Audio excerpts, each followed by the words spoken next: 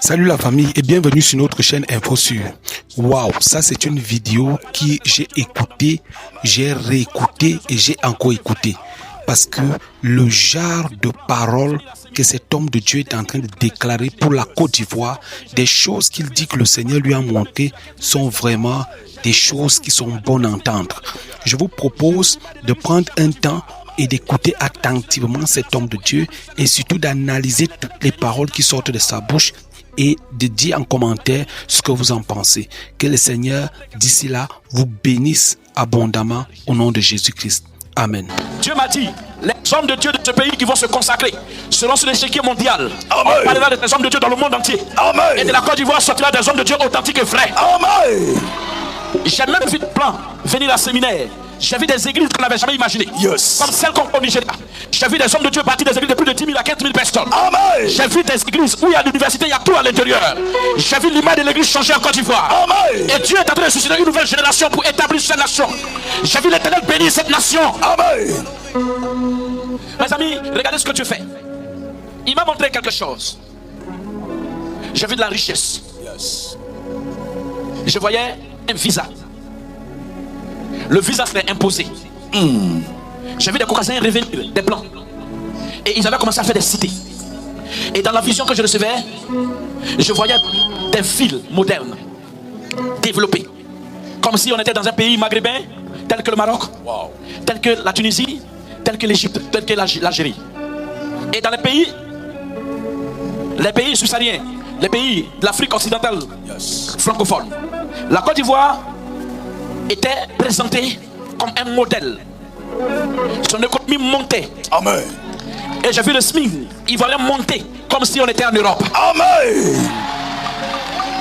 Dieu va commencer dès à présent, à partir de la fin de l'année, vous allez voir ces choses. Amen. Je le répète, dans la ville de Jacquesville, il y aura une grande découverte d'une quantité de pétrole incroyable. Yes. Et cela va bâtir tout le pays. Amen. Je vois des gens s'installer ici. J'ai vu des Français,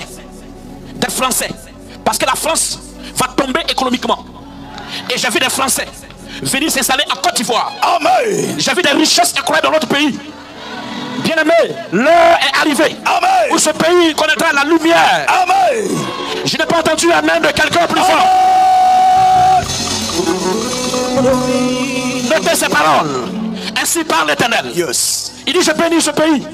Je bénis ce pays. Je bénis ce pays. Je bénis ce pays. J'ai vu une nation prospère. Une nation qui est bénie au-delà de l'entendement humain. Une nation dont les portes, je voyais 12 portes, comme Israël, comme Jérusalem.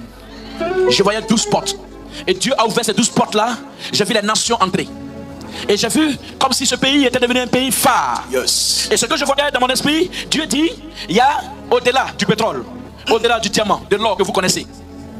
J'ai vu un produit minier très important qu'on prend pour fabriquer et des bombes, fabriquer des armes. J'ai vu ce produit-là. Yes. Et je voyais des puissances venir négocier et donner un prix à la Côte d'Ivoire, imposer un grand prix. Amen. Cette matière était tellement précieuse et que les gens disaient: mais on a vu aux alentours cette matière, il y en a au Niger, il y en a au Burkina, il y en a au Mali, mais nous avons la qualité supérieure en Côte d'Ivoire. Yes.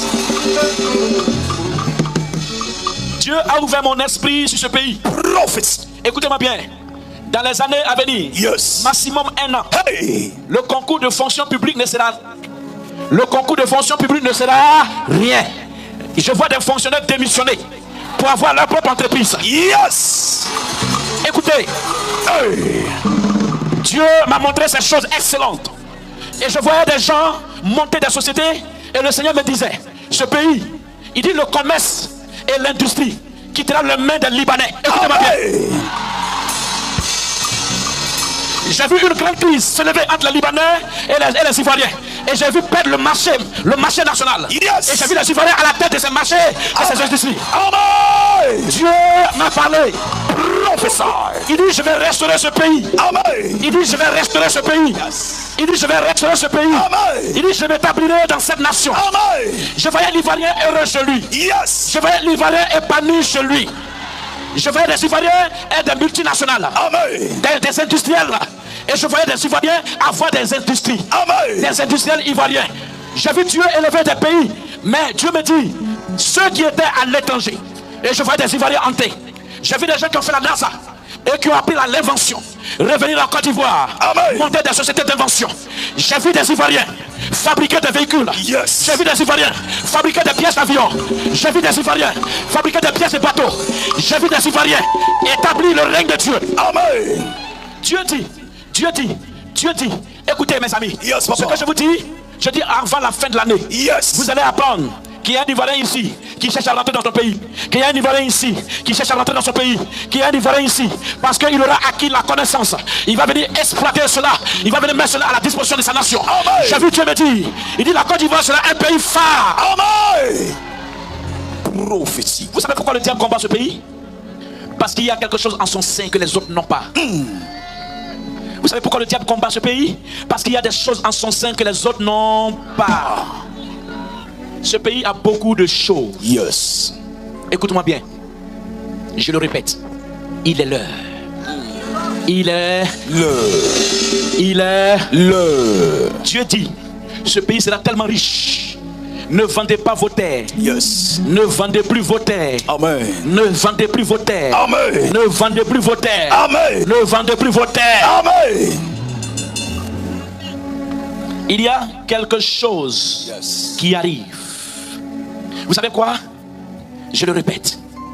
Il y a quelque chose qui arrive. Ça va choquer. L'onction. Les hommes de Dieu de ce pays doivent se consacrer, il est l'heure. Un grand réveil court. Une puissance extraordinaire arrive dans notre pays. Il y a quelque chose de qui... J'ai vu des croisades de grande envergure. J'ai vu la puissance de Dieu se manifester. Si tu veux que cette parole soit pour partage, lève la main. J'ai vu ce pays élevé. De toute façon, Dieu va utiliser la nouvelle génération. Arrêtez de les combattre, ces enfants-là. Si vous ne pouvez pas les aider, vous les vieux pasteurs là, si vous ne pouvez pas les approcher, ne les combattez pas. Les jeunes qui arrivent, ils seront plus grands, plus puissants que leur père. La seule chose qu'il faut leur conseiller, c'est la sagesse et l'humilité. Ne sois pas jaloux si en ton temps Dieu t'a utilisé et qu'il a utilisé quelqu'un autrement. La nouvelle génération qui arrive, ils vont ressusciter les morts. Dieu change. L'onction est là, hein? Oh my God.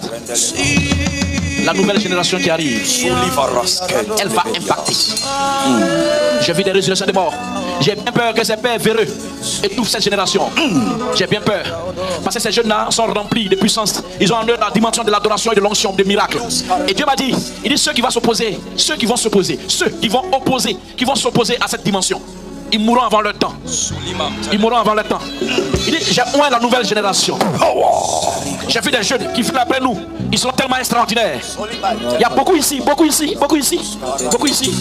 Il y a l'onction qui est sûre. Dieu t'a mandaté, quel que soit là où tu es. Aide-les. Aide-les. Aide-les.